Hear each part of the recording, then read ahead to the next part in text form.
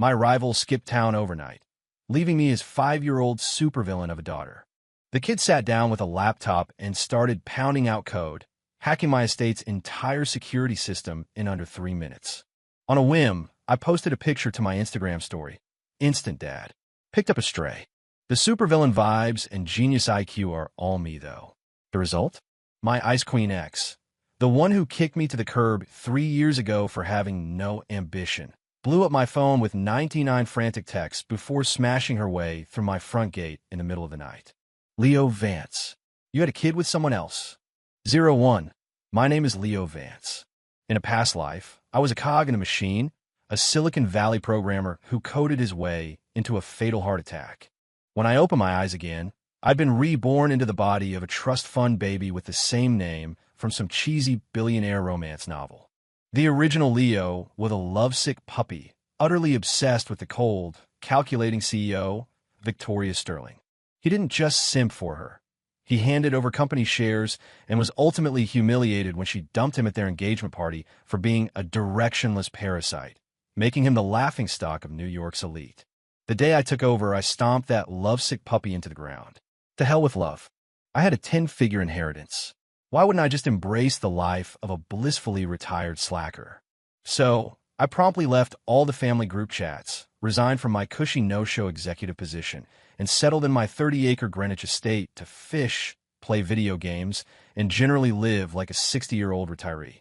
That peaceful existence came to a crashing halt last night when Julian Croft, my lifelong rival and frenemy, showed up with a pink suitcase and a small, carbon-based life form in a goth punk dress and kicked my front door in. Leo, buddy, I've got to fly to Sierra Leone to, negotiate a situation. 3 months, maybe 6. This is my daughter, Willow. She's all yours. The Xbox controller nearly flew out of my hands. Are you insane? I can barely take care of myself. You wanted to look after a kid. You're the only person in this city I trust. Don't worry, Will's got an IQ of 160. Just try to make sure she doesn't blow up the house. Thanks, man. And before I could protest, the bastard vaulted my fence like he was fleeing a crime scene. In the cavernous living room, I was left staring at a pint-sized human who didn't even come up to my knee. Willow Croft, 5 years old. She looked like an exquisite porcelain doll with alabaster skin and grape-dark eyes that held a chillingly adult indifference. She didn't even spare me a glance. She just opened her suitcase, pulled out a miniature laptop covered in skull stickers, and sat cross-legged on the Persian rug, her fingers flying across the keyboard. "What are you doing?" I asked, leaning closer. Without looking up, she replied in a voice that was both childlike and utterly terrifying. "Uncle Leo, is your smart home security system made of paper? I've already gained root access. I also took the liberty of disabling the child lock on your smart fridge." As if on cue, the Sub-Zero in the kitchen beeped, the door swung open, and a carton of Haagen-Dazs slid out onto the counter. I took a sharp breath. This wasn't a kid. This was a human-shaped cheat code. With nothing better to do, I pulled out my phone and snapped a picture of her profile, her brow furrowed in concentration as the blue light from the screen illuminated her face, giving her the distinct aura of a Bond villain. I threw up on my Instagram story with a caption, "Instant Dad. Picked up a stray." The supervillain vibes and genius IQ are all me, though. Then I headed to the wine cellar. 10 minutes later, I returned to the living room with a bottle of Romanée-Conti to find my phone vibrating so violently it was about to achieve liftoff. 120 missed calls. 99 unread messages on WhatsApp. All from a woman I had blocked and deleted 3 years ago, the one who kept making new burner numbers to stalk my social media, Victoria Sterling. The latest text was a single, searing line. "Leo, have you lost your mind? Whose child is that?" 02 Victoria Sterling, CEO of Sterling Industries, notoriously known as the Ice Queen of Wall Street, and the ex-fiancé the original Leo had thrown his life away for. 3 years ago, at their engagement party, she had looked down her nose at him and said, "Leo, what do you do besides collect dividends from your family trust? The man I want is a wolf who can conquer boardrooms, not a spoiled house cat who just wants to nap in the sun." Having just arrived in this body, I stood up from my seat in the audience and clapped. "Well said. In that case, the wedding's off. Hope you find your wolf, Victoria. Party's over, everyone." I cut off all contact with her after that day. I heard she'd become even more ruthless in the business world, a corporate shark everyone feared. But I never imagined that after 3 years of silence, a single Instagram story would be enough to make her completely lose it. I snorted, about to block her new number, when the smart security system blared to life. Warning: the main gate is under forcible attack. I walked over to the monitor. A black Rolls-Royce Phantom was parked outside my estate, and Victoria, dressed in a designer trench coat and 10-centimeter heels, was ordering her bodyguards to cut through my wrought iron gate with hydraulic shears. Is she serious? I laughed in disbelief. Before I could react, Willow, who had been devouring the ice cream, trotted over. She glanced at the screen, and her chubby little fingers danced across her keyboard. Uncle Leo, should I activate the perimeter defense drones? Or, perhaps, the lawn's concealed high-pressure sprinkler system? Willow looked up at me, a dangerous glint in her eyes, looking every bit the tiny anarchist. My jaw twitched. You hacked my sprinkler system, too? It was easy, she said, licking her spoon. That lady's wearing way too much makeup. It's thicker than my dad's excuses. Should we give her a rinse? Looking at the arrogant woman on the screen, a wicked idea took hold.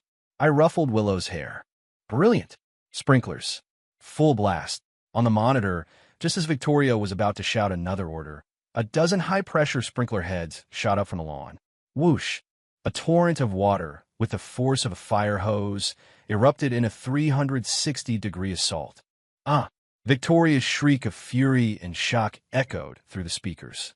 In seconds, her six-figure trench coat was soaked, her perfect chignon was ruined, and she looked like a drowned rat. Her bodyguards were knocked off their feet, flailing pathetically. Leo Vance, get out here right now. Victoria wiped water from her face and screamed at the camera, her usual icy composure shattered. I hit the intercom button. Miss Sterling, it's late. I figured you needed to cool off. If you don't leave, the next step involves releasing the hounds. You wouldn't dare, she seethed. Open this gate.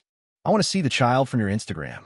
Leo, you better explain to me right now where you got a daughter that big. Why would I explain anything to you? I scoffed. Who are you to me? The feds don't have this much jurisdiction. Have a good night. With that, I cut the feed and locked down the main power to the gate. 03. I figured a woman as proud as Victoria Sterling would retreat after being so thoroughly humiliated. I underestimated her obsession. The next morning, Willow shook me awake. Uncle Leo, the drowned rat lady, is still outside. I stumbled to the window, my hair a mess, and pulled back the curtains. My blood ran cold. Victoria had been standing outside my gate all night. She'd changed into a dry outfit, but her face was pale as a sheet, her eyes were bloodshot, and she was staring at my villa with a terrifying intensity. I frowned. What the hell was wrong with her? I had to get Willow registered at the nearby elite private school, so I had no choice but to open the gate. The moment my Maybach cleared the garage, Victoria threw herself in front of the car, arms outstretched. Screech! I slammed on the brakes, the tires screaming against the asphalt. Are you trying to get yourself killed? I roared, rolling down the window. Victoria stalked over to the driver's side, her gaze ignoring me completely and locking onto Willow in the passenger seat. Willow, wearing a pair of black overalls and a small beret, was calmly solving a Rubik's Cube. Who is she? Victoria's voice trembled, her knuckles white as she gripped the edge of my car window. My daughter. What? You want to give her a welcome gift? I said flippantly, one hand resting on the steering wheel. Impossible, she shrieked, her eyes wild with disbelief. We broke up 3 years ago. She looks at least 5. Leo, were you cheating on me when we were together? You betrayed me. My brain nearly short-circuited. Excuse me? Lady, you're the one who publicly called off our engagement. Now you're playing the victim? Victoria, are you having a paranoid delusion? My face hardened. First, we were never really together. You were always looking down on me from your pedestal. Second, whether I have a partner, am married, or have a kid has absolutely nothing to do with you. How could it have nothing to do with me? Tears suddenly streamed down her face. It was a heart-wrenching sight that would have shattered the original Leo. Unfortunately for her, she was dealing with me. Leo, I know you're still angry about the engagement. You're just doing this to get back at me, aren't you? She took a deep breath, her tone softening with a hint of condescension. You hired a child to put on this little show just to get my attention. Well, it worked. I admit, I haven't been able to forget you these past 3 years.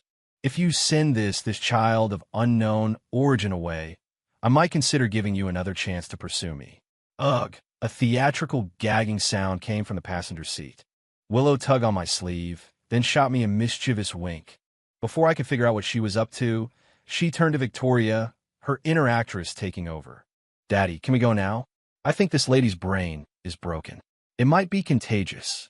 I looked at her big, blinking eyes and instantly understood. This kid was a keeper. Suppressing a laugh, I patted her head. You got it, sweetie. What did you call me? The casual lady, and the implication of her age hit Victoria right where it hurt. Her face cycled through shades of red and white. I slammed my foot on the gas. The Maybach roared to life, leaving Victoria Sterling standing in a cloud of exhaust. In the rearview mirror, I saw the famously composed Ice Queen of Wall Street scream in frustration and hurl her Hermes bag to the ground. Damn, that felt good. 04. After dealing with the psycho, I took Willow to the prestigious Starling International Academy. Since she was a mid-year transfer, she had to go through a brief interview and assessment. We were greeted by a young teacher named Autumn Reed. Autumn had the kind of gentle, classic beauty you'd see on a college sweetheart, dressed in a simple linen dress that complemented her warm smile and 2 faint dimples. Then I saw her casually bend a dented steel bento box back into perfect shape with her bare hands, and I had to pause.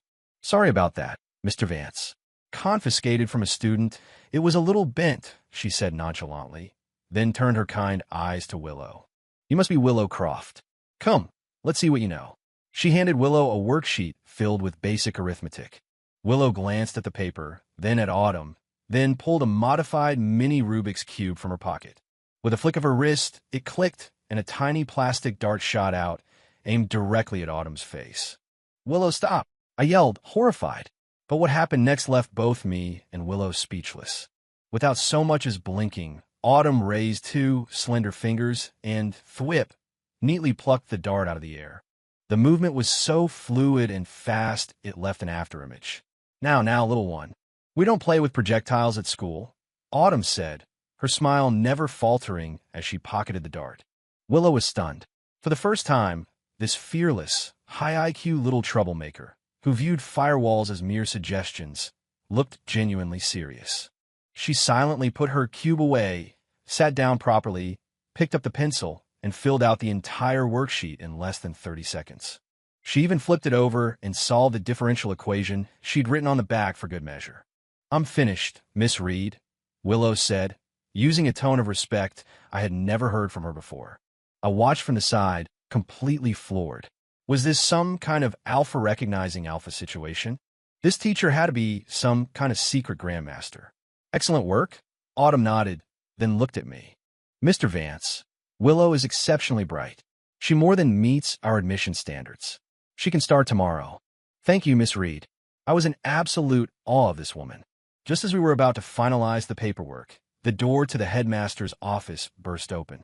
Victoria's assistant strode in, her heels clacking on the floor. She slammed a folder down on the headmaster's desk. Mr. Davison, Miss Sterling has made it clear. If this academy accepts a child named Willow Croft, Sterling Industries will pull every dollar of its annual donation.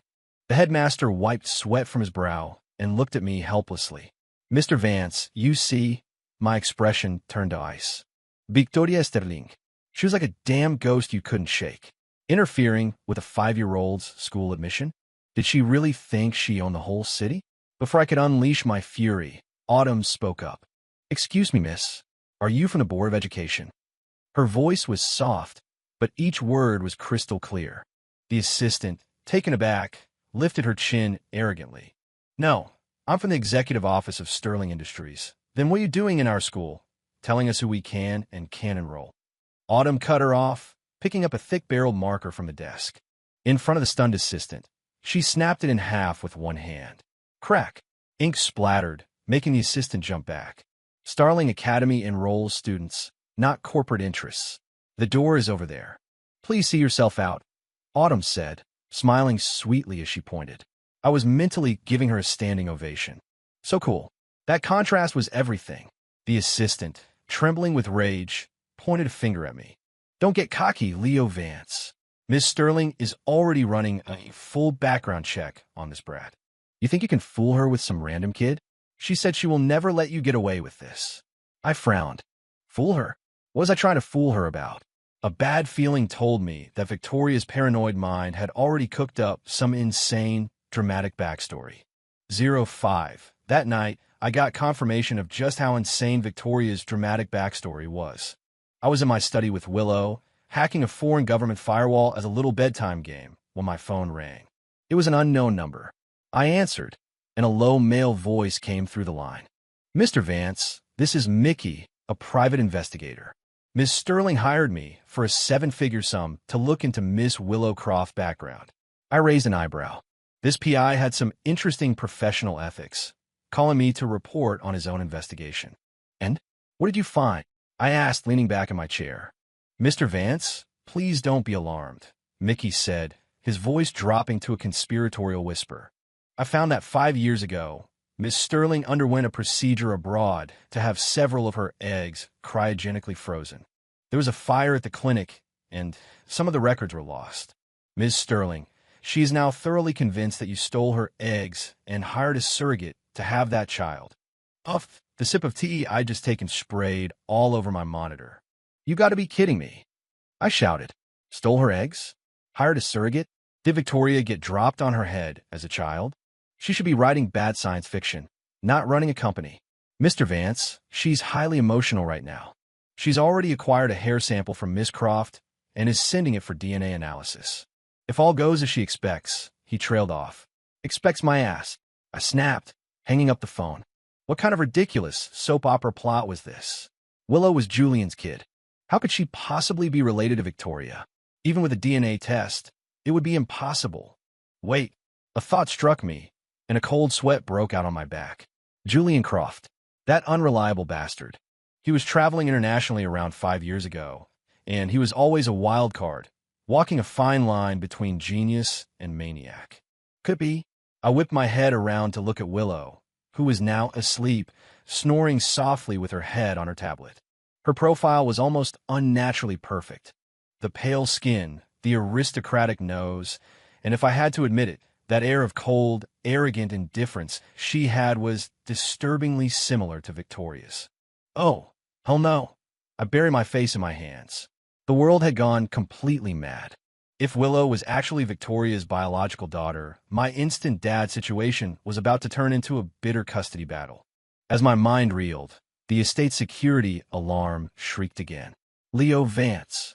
Victoria's voice, shrill and trembling, blasted through the intercom, laced with a deranged, hysterical edge. Get out here. The results are in. Why? Willow, she's my daughter. I closed my eyes and let out a long, weary sigh. Just end it all. I'm so tired. 06. I shuffled to the door in my robe and slippers, my face a mask of utter exhaustion. The early autumn wind was chilly. Victoria stood under a lone lamppost like a specter, clutching a lab report. The moment I opened the door, she shoved the report into my chest, tears streaming down her face. Leo, what do you have to say now? 99.9%. Willow is my biological daughter. Her voice was sharp enough to shatter glass, a cocktail of fury and manic joy. You monster. You stole my eggs and hired a surrogate all those years ago. You planned this, didn't you? You used this despicable scheme to tie me to you forever. I glanced down at the report. It bore the official seal of the most reputable genetics lab in the state. Paternity test results confirm a biological mother-daughter relationship between Victoria Sterling and Willow Croft. My brain shut down for a full 10 seconds. Did Julian Croft not only mess around overseas, but also somehow, through a 1 in a billion twist of fate, end up using Victoria's frozen eggs? If this were a TV show, the writers would be canceled for lazy plotting. Just as I was about to pull out my phone and drag Julian out of whatever war zone he was in, I felt a tug on my sleeve. Willow had followed me out, her skull-covered laptop in her arms. The little girl, dressed in SpongeBob pajamas, looked up with her usual cool expression and said calmly, Uncle Leo, don't bother. That paper is fake. Victoria leaped as if she'd been electrocuted. You're lying. I took the sample to the lab myself. Willow rolled her eyes, tapped a few keys, and turned the screen to me. Daddy looked. On the screen was the back-end interface of the genetics lab's internal system. I hacked their database earlier. The hair that old lady submitted was mine, but I tweaked the data on the generated PDF report. The original probability of parentage was 0%. I just added a 99.9 in front of it, she said with a yawn, her tone dripping with the boredom of a prankster who had already lost interest. I wanted to see how a narcissistic drama queen would react to a dose of false hope. Me, Victoria, for a full 30 seconds, the three of us stood in dead silence, broken only by the wind. I stared at Willow's innocent yet diabolical face and screamed internally, "Julian, what kind of monster did you create? Hacking a national-level genetics lab at 5 years old? If the FBI found out, I'd be making license plates for the rest of my life as her guardian." Victoria's face went from white to red, then to a sickly green. She was trembling violently. "No, impossible. You're lying to me. A little brat couldn't possibly know how to hack. Leo Vance, you taught her to tell this outrageous lie just to keep my daughter from me. Victoria, are you sick in the head?" I had completely lost my patience. I ripped the fake report in two and threw the pieces in her face. "Willow could write a firewall your entire tech division couldn't crack. You think you have the genes to produce a kid this smart?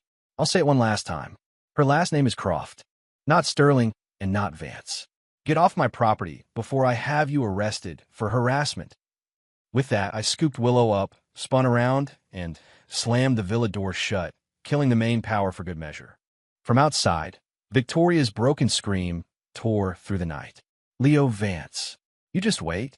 I always get what I want. I'm taking you to court. I'm getting my daughter back. 07. As it turns out, you should never underestimate the lengths a deranged, obsessive CEO will go to. The next day, Twitter exploded. Sterling so midnight search for daughter, billionaire scandal. Ex-fiancé steals egg for surrogate child Leo Vance is over party 3 hashtags, trending at #1. Victoria hadn't just hired a bot farm. She'd given an exclusive interview to a major financial news network. In the video, her usual Ice Queen persona was gone, replaced by a tearful victim who recounted a tragic tale of how I, consumed by bitterness, had stolen her genetic material to get revenge for our broken engagement. The comments were a dumpster fire of hate directed at me. "This is horrifying. The guy's a total psycho. Stealing eggs? Nauseating. I feel so bad for Victoria. A powerful, independent woman gets stuck with a toxic ex like this. What a nightmare. Justice for Victoria. Get that monster thrown in jail and give her back her daughter." I sat on my sofa, scrolling through the comments, and laughed. On the rug, Willow was chewing on a lollipop, her hands a blur over her keyboard. "Daddy, do you need me to hack Sterling Industries' internal tax records and post them on Twitter?" she asked, as casually as if she were asking what I wanted for lunch. "No need, sweetheart. That's like using a nuke to kill a fly," I said, ruffling her hair. I may have been lying low for 3 years, but that was only because the fortune the original Leo left me was more than enough for several lifetimes. I never said that was all I had. Out of sheer boredom, I had quietly established a venture capital firm registered overseas called Vance Stellar Capital. By now, Stellar was big enough to crush Sterling Industries like a bug.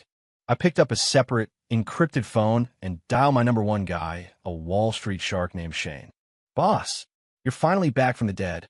Shane's voice was shaking with excitement. "Shane, I want Sterling Industries stock to hit rock bottom within 3 days," I said, my voice cold as I stared out at the sunlit lawn. "And find out what major deals they have in the pipeline. I want you to kill every single one. She loves using capital as a weapon, but show her what it feels like to be on the receiving end." "You got it, boss. I've been waiting for this call. It's done." After hanging up, I checked my watch. Time to take Willow to school. But when we pulled up to Starling International Academy, the entrance was swarmed by men in black suits. Victoria stood at the gate, wearing a sharp power suit and sunglasses, directing her bodyguards to force their way in. "Search the entire premises. I don't care if you have to tear this school apart. Find my daughter and bring her to me," she commanded. A knot of dread tightened in my stomach. The crazy woman was actually trying to abduct a child from a school. 08. I threw open my car door and stormed toward the gate. Victoria, you're asking for it. I shoved 2 bodyguards aside, ready to go ballistic. But then I stopped dead in my tracks. Standing just behind the locked iron gate was one person. Autumn Reed. She was wearing a light blue knit sweater and a white pleated skirt, her long hair casually tied up with a simple wooden pin. She looked so delicate a strong breeze could knock her over. But at her feet, 5 of Victoria's bodyguards were writhing on the ground, groaning in pain. I'll say it again. It's the children's morning reading time. Autumn's voice was as gentle as a spring breeze, yet carried an undertone of warning. Your shouting is frightening them. Victoria stared at her downed men, her face livid. Who the hell do you think you are? I'm a CEO of Sterling Industries. Get this gate open now. The remaining 4 bodyguards exchanged nervous glances, then drew extendable batons and charged the gate. Sigh. Why won't people just listen? Autumn lamented. She took a step forward. Through the bars of the gate, her slender, pale hand seemed to gently tap one of the batons. Crack! The bodyguard, a man who had to be at least 220 pounds, was sent flying backward, baton and all. He landed in a heap at Victoria's feet and didn't move. Then, in a single, graceful motion, Autumn gripped the top of the iron fence, vaulted over the 7-foot barrier, and landed silently in the middle of the remaining 3 thugs. Fluid blocks, open palm strikes, and devastatingly efficient joint locks. It was over in less than 10 seconds. With a series of sickening snaps, the last of the bodyguards were on the ground, incapacitated. A dead silence fell over the scene. Autumn dusted off her hands and walked up to Victoria, her dimples reappearing as she smiled sweetly. Ma'am, Starling Academy is a reputable educational institution under the protection of the Reed family. If you have an issue with our security, you're welcome to file a complaint in court. But if you take one more step, I might accidentally break your legs. The Reed family? Victoria's face went white. The legendary Reed family? The one rumored to be an untouchable, old-money dynasty with deep ties to both the political and underworld elite? Standing a few yards away, I swallowed hard. She wasn't a kindergarten teacher. She was a T-Rex in a dress. I looked down at Willow, who was holding my hand. She was looking up at me, her eyes, for the first time, shining with pure hero worship. Daddy, I want to learn how to do that. It's way cooler than coding. I quickly walked over, placing Willow behind me. Miss Reed, I said, clearing my throat. That was impressive. When Autumn turned and saw me, the dangerous aura vanished instantly. She was once again the gentle, approachable teacher, a faint blush coloring her cheeks.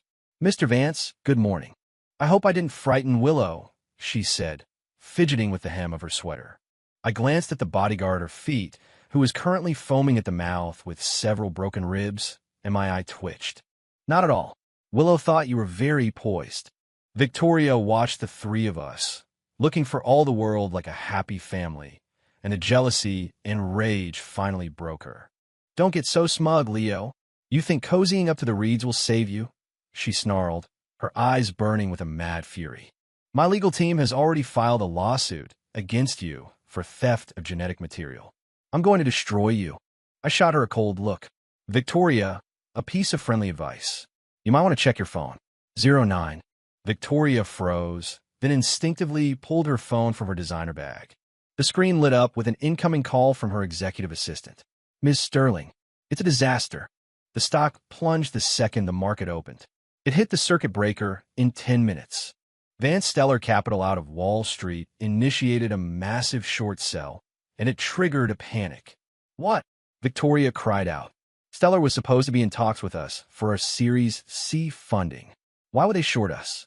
Before she could process it, another call came through. It was her CFO.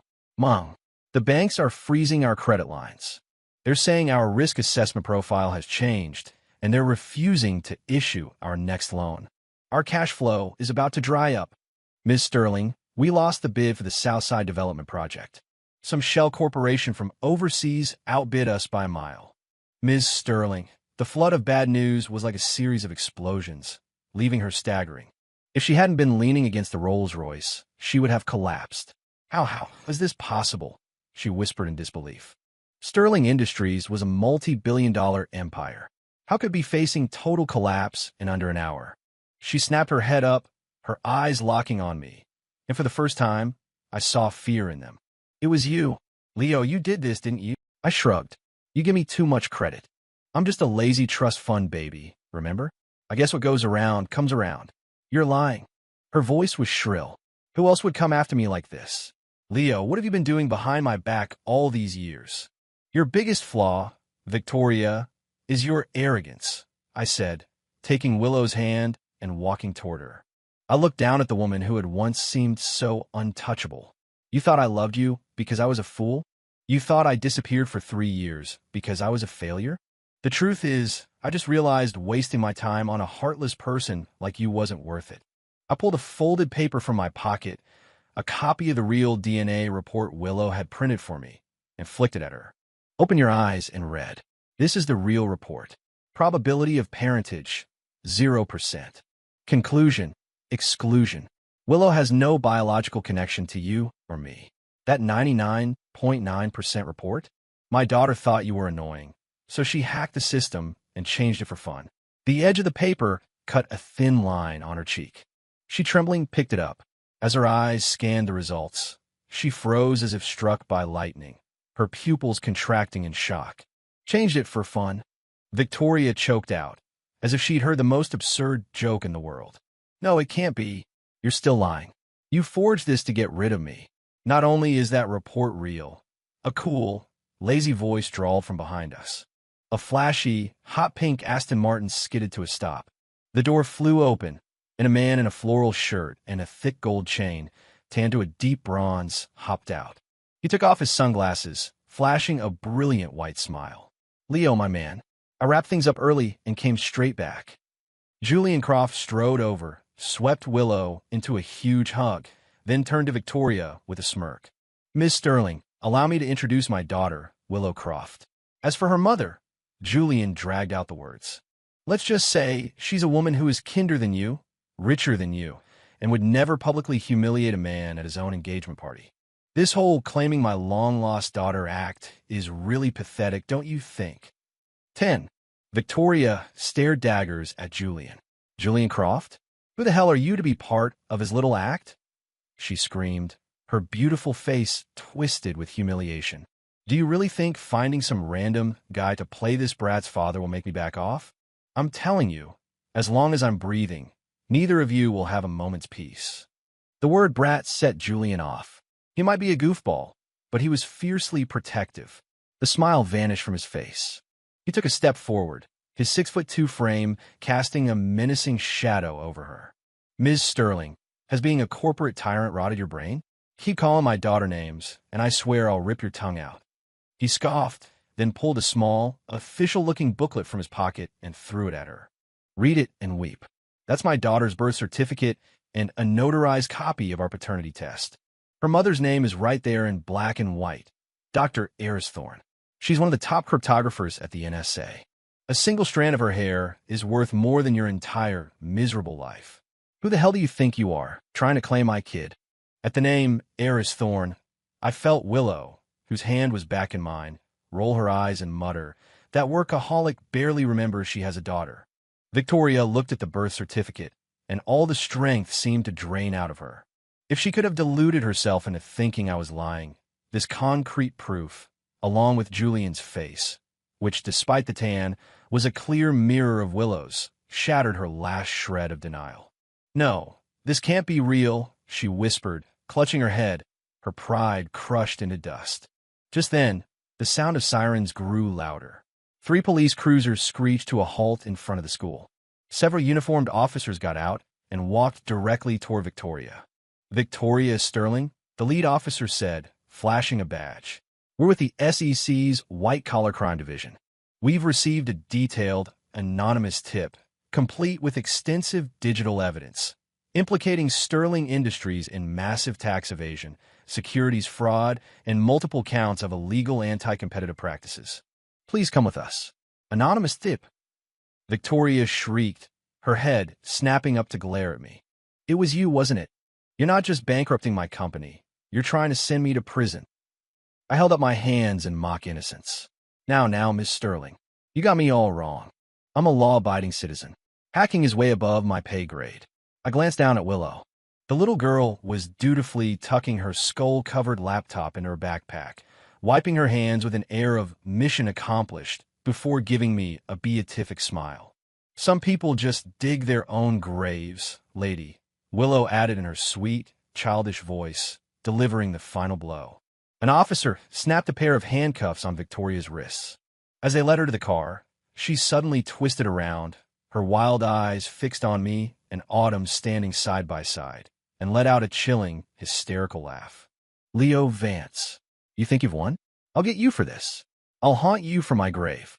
The car door slammed shut, cutting off her curse. I rubbed my ears and let out a deep breath.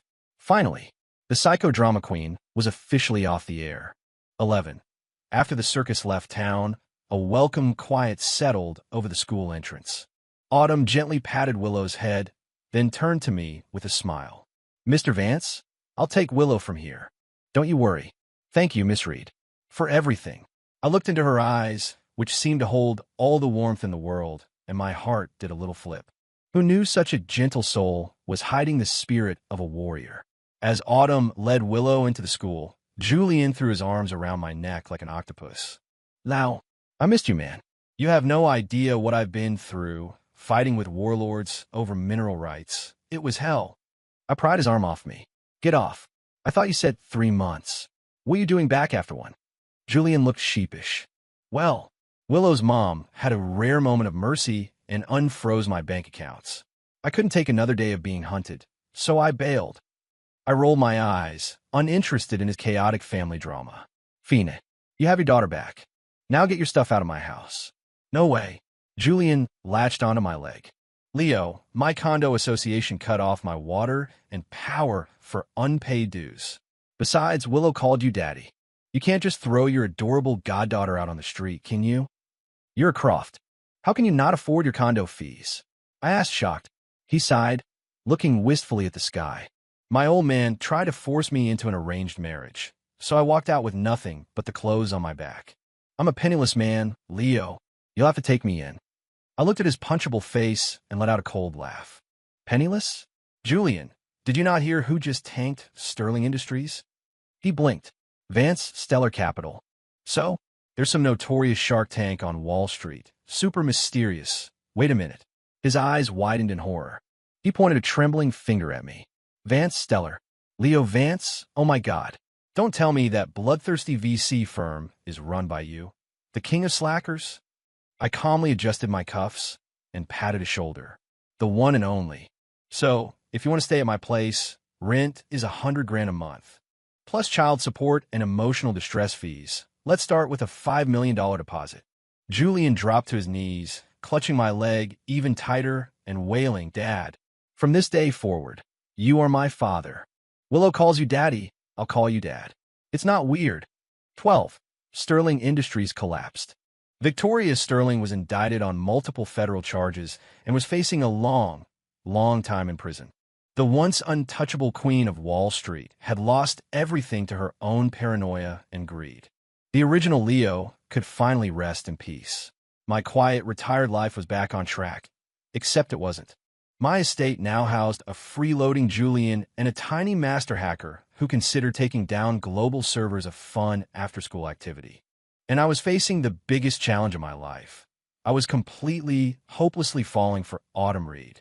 Ever since I saw her send a 220-pound man flying, the image of that girl in the white skirt with the smiling eyes was permanently etched in my brain. I started dropping off and picking up Willow every day, always bringing an extra lunch I'd made myself for Autumn. Mr. Vance, this crab-stuffed meatball is amazing, Autumn said, taking small, delicate bites in the teacher's lounge, a soft blush on her cheeks. If you like it, I'll make it for you every day, I said, propping my chin on my hand and grinning like an idiot. Uncle Leo, you look like a golden retriever in heat, Willow muttered from her corner, not looking up from her code. My face burned. I shot her a death glare. Autumn giggled, covering her mouth. She put down her chopsticks and looked at me seriously. Now, I've actually known you for a while. I blinked. You have. She nodded, a mischievous spark in her eyes. 3 years ago, at the Sterling engagement party, I was there representing my family. When you stood up, told Victoria off, and called the whole thing off, you were incredibly cool. She paused, her voice dropping to a whisper. I started paying attention to you after that. I heard you'd gone into seclusion, and I may have driven by your estate a few times. But all I ever saw you doing was fishing. My brain stalled. This whole time, I thought it was love at first sight for me. Turns out, it was a long con for her. Then, why didn't you just come talk to me? I stammered. Autumn sighed, her brow furrowing. I was afraid I'd scare you. I grew up training in a compound in the Berkshires. My family says I don't know my own strength, that I might accidentally kill a boy. I finally found someone I liked. And what if I got excited and crushed your bones? As she spoke, she unconsciously tightened her grip on the stainless steel spoon in her hand. With a soft crunch, the spoon crumpled into a metal ball. I swallowed, then cautiously placed my hand over hers, the soft, delicate hand with terrifying power, and said with all the conviction I could muster, "It's okay. I have strong bones, and if you'll have me, Miss Reed, I'd be honored to let you crush them for the rest of my life." Autumn's face turned a deep, beautiful red. She squeezed my hand back, her touch impossibly gentle. Okay. 13. 1 year later. My Greenwich estate was decked out in lights and flowers. Today was my wedding day. To honor Autumn's family traditions, we were having a massive 3-day celebration. I stood in front of the mirror, adjusting the collar of my custom-tailored suit, feeling on top of the world. "Leo, you son of a gun, you actually did it." Julian, my best man, clapped me on the back, his eyes a little misty. "I'm so happy for you, man. All right, save the waterworks. Did you bring a fat enough check for the wedding gift?" I joked. "Don't worry. I'm ready to go bankrupt to make sure you have the best day ever," he declared. The time had come. Amidst a deafening roar of fireworks, Autumn appeared, looking breathtaking in a stunning white gown, walking down the aisle on her father's arm. Her eyes, full of the warmth that had captured my heart, were locked on me. We exchanged our vows, our voices steady. When it came time to exchange the rings, the entire venue fell silent. A faint buzzing sound filled the air. Everyone looked up to see a heavily modified, cyberpunk-style drone descending from the sky. It dangled a small, elegant wooden box, hovering perfectly between me and Autumn. At the edge of the crowd, a 6-year-old Willow, dressed in a sharp little black suit and tactical sunglasses, expertly piloted the drone with a tablet. "Daddy, Mom, congratulations," Willow's cool, serious voice announced through the drone speaker. "Also, I have upgraded the estate's security to its maximum level. If anyone tries to mess with you tonight, I will activate the electric fence and roast them like a pig." A collective gasp went through the crowd. Several of Julian's friends, who had been planning some post-wedding shenanigans, quietly hid their confetti poppers. I looked at my fiercely protective little supervillain and chuckled. I took the box. Inside were 2 custom-made signet rings, engraved with a new family crest combining a Vance lion and a reed crane. I slipped one onto Autumn's finger. She slid the other onto mine. "Leo Vance, I'm all yours now," she whispered, her dimples showing. "Mrs. Vance, for the rest of my life," I replied, pulling her into my arms. Sunlight flooded the garden. In the distance, Julian was being forced to do shots with Autumn's intimidating uncles, while Willow gleefully recorded his humiliation with her drone. A gentle breeze carried the scent of late-blooming roses. In my last life, I worked myself to death. In this one, I just wanted to be a slacker. But somehow along the way, I'd stumbled into the most beautiful, chaotic, and wonderful life I could have ever imagined. This ridiculous, unbelievable world, it was pretty damn great.